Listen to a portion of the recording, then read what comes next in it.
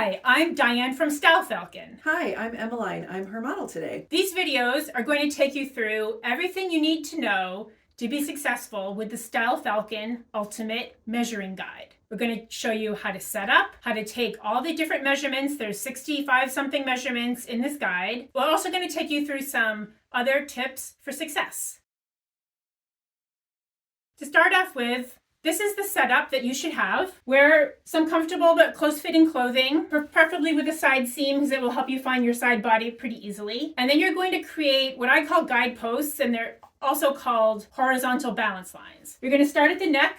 You can use a ribbon, or if you have a little necklace that's close-fitting and you want it to just sit right where your neck meets your shoulders. Then you want to have a balance line that goes straight down, that goes vertically from that point down to your crotch, straight front and back. And then you want to have 3 additional horizontal balance lines at your bust or chest, at your waist, and at your hip. The bust or chest should be the fullest part, wherever that is on you. If you're not sure, you can take a tape measure, do a little loop around yourself, and slide it up and down until you find whatever the fullest part is. And then mark that with ribbon or tape or chalk or something that will stay put for the duration of this exercise. For the waist, the easiest way to find your waist is to give yourself I'm a little teapot, like you maybe did when you were a kid.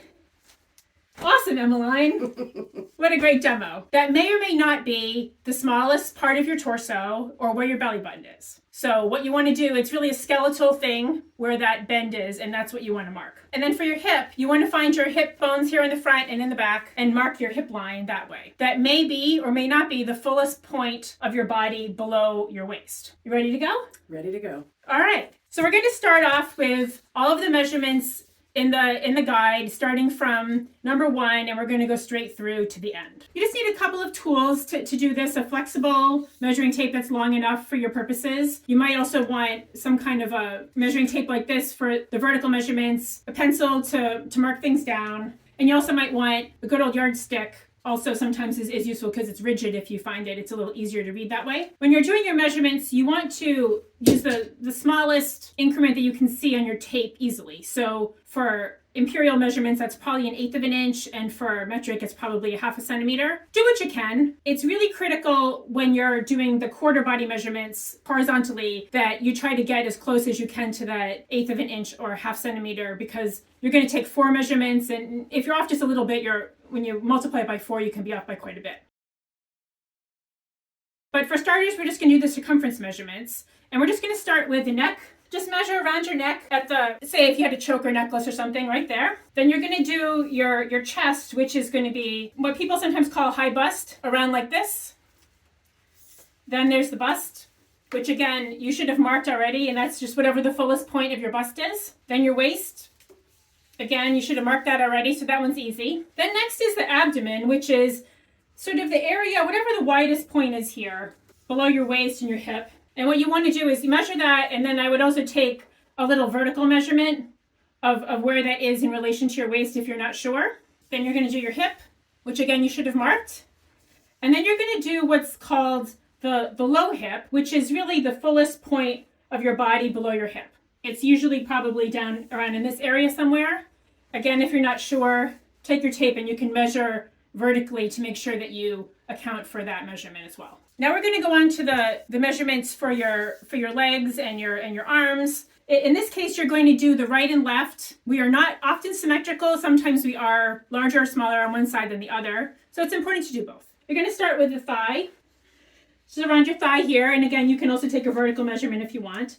Then it's useful to do, for us mature figures, above the knee. Sometimes we have a little extra flesh right there above the knee as we age, so it's good to measure that one. Then measure at the knee. Then measure the calf, whatever the fullest point is there. And then finally, you can do the ankle.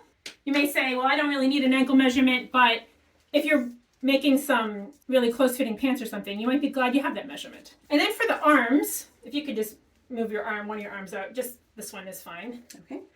You'll want to do your bicep, which a lot of us are familiar with the bicep. Then there's a little area, again, right above the elbow. Right here, where again, we with mature figures, sometimes some flesh tends to settle there.